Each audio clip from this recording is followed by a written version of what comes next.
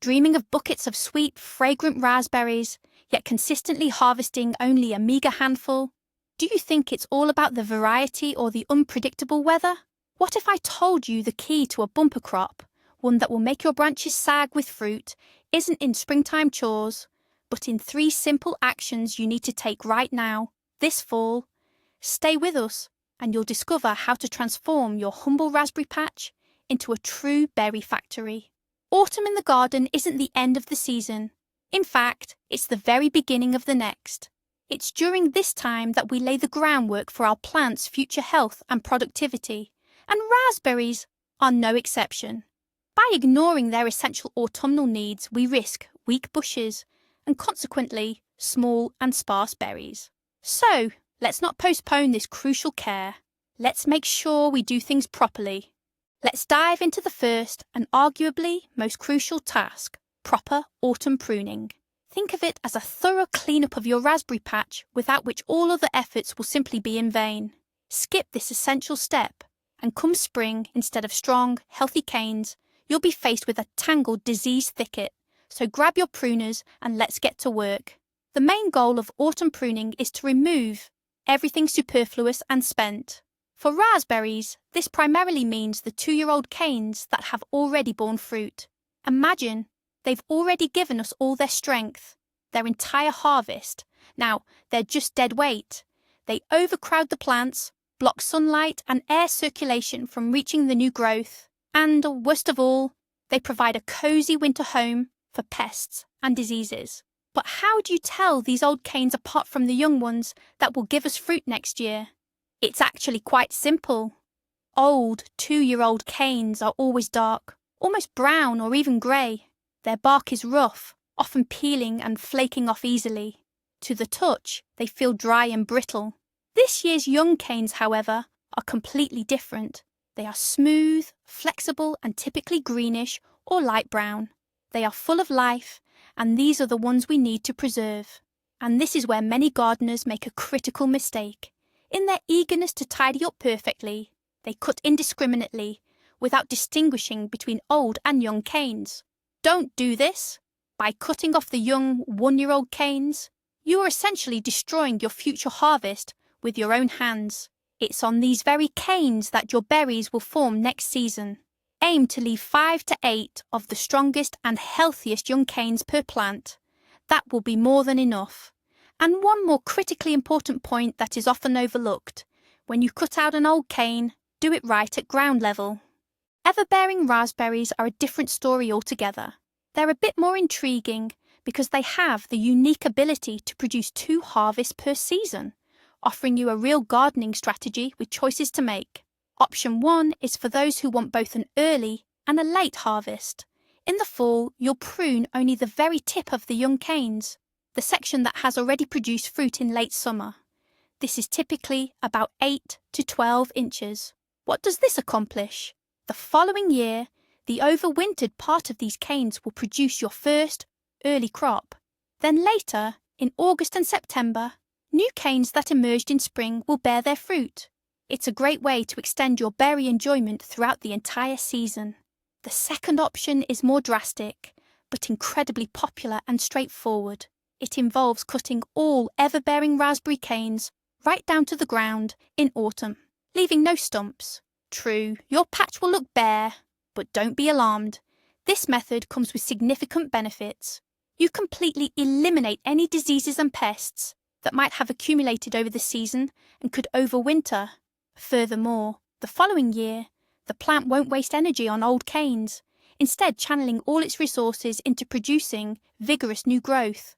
The result is a single, but incredibly abundant and high-quality harvest in late summer, and the overall care for your raspberry patch is simplified dramatically. All right, we've handled the pruning. Our raspberry bushes, now free of old and unnecessary growth, can literally breathe a sigh of relief.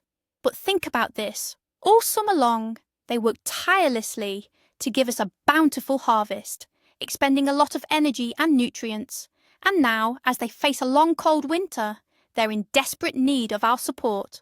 That's why our second crucial step is proper autumn fertilization. This isn't just food, It's more like a vitamin complex for successful overwintering and a strong start in spring. And here, I must warn you about the most critical and destructive mistake. Never, hear me, never use nitrogen fertilizers in the autumn. I'm talking about fresh manure, chicken litter, urea, or ammonium nitrate. Nitrogen is a stimulant for green growth. If you apply it now, your raspberries will think spring has arrived again and will rush to produce new shoots and leaves. This young growth won't have time to mature and harden off before the cold weather hits. The first serious frost will kill it, leaving the entire bush weakened and vulnerable going into winter. In autumn, raspberries have entirely different needs. They require two key elements, phosphorus and potassium. Potassium helps the canes mature properly, become woody, and significantly increases their frost resistance. Phosphorus, on the other hand, is responsible for developing and strengthening the root system, which will nourish the bush throughout the winter. Additionally, fall is when the flower buds for next year's crop are set, and phosphorus and potassium play a crucial role in this process. Therefore, our choice is superphosphate and potassium sulfate.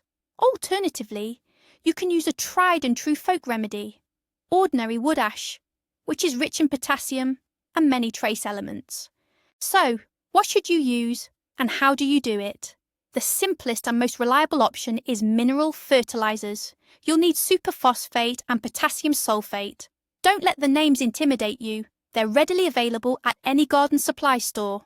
For an adult bush or per square metre of your raspberry patch, use about 1 to 2 tablespoons of superphosphate and 1 tablespoon of potassium sulfate.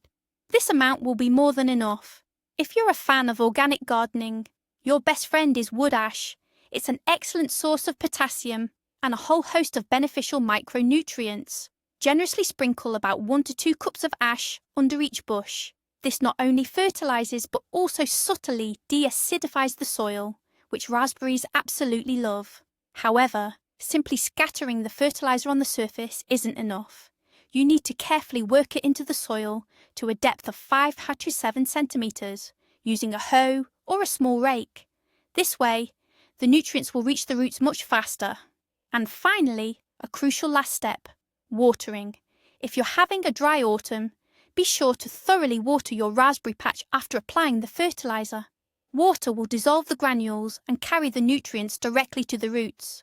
After all, our bushes need to have their dinner before the ground freezes solid and they settle in for winter dormancy. Our third and final step, which we can aptly call winterizing, involves preparing our plants for the cold season. We've already pruned away the excess growth and given our bushes a good, solid feeding. Now our task is to ensure they have a comfortable and safe winter. And, perhaps surprisingly, it all starts with a thorough cleanup. Make sure to clear away all fallen leaves, pruned stems, weeds, and any other plant debris from under your bushes. Do not leave this so-called bounty in your raspberry patch until spring. Many people mistakenly believe it will simply decompose and turn into fertilizer. This is a dangerous misconception. Why is this so critically important? Because this pile of old leaves and branches provides an ideal winter refuge for fungal disease spores, such as grey mould or anthracnose. It's also where pest larvae and pupae, such as the raspberry fruitworm, cane weevil, and spider mites, will comfortably make their home. By leaving this debris, you're essentially building a comfortable winter hotel for them. Come spring, they'll emerge with renewed vigour, ready to attack your young, tender shoots. Therefore, meticulously rake up everything and either burn it or remove it far away from your property.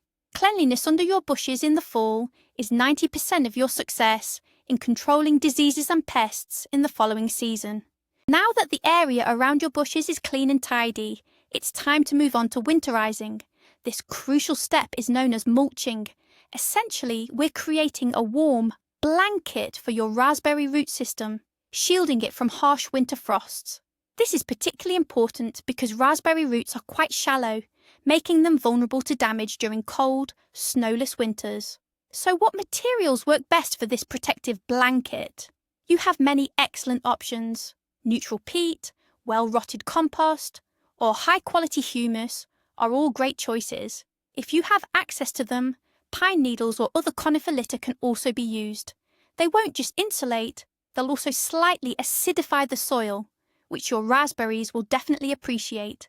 Once you've chosen your material, spread a generous layer around the base of each raspberry bush. The mulch should be quite thick. Aim for 5 to 10 centimetres, or roughly 2 to 4 inches. Don't be shy with it. This protective layer offers several key benefits.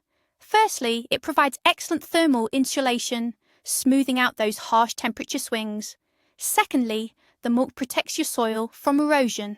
And thirdly, come spring, once the snow melts, this same layer of decomposed material will provide a fantastic initial boost of nutrients for your awakening plants.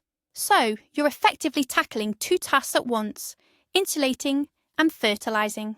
It might seem simple enough. Pruning, feeding, mulching, 3 distinct steps. But do you know the real secret, the ultimate key to success? It's not just about pruning, it's not just about feeding, and it's not even about winter protection. The secret lies in their synergy, in doing them all together. Just pruning without feeding leaves your weakened bushes, starved and vulnerable all winter. Fertilizing without removing old canes doesn't just feed your raspberries, it nourishes every pest too. And covering an unkempt patch, you'll simply be creating a perfect breeding ground for diseases.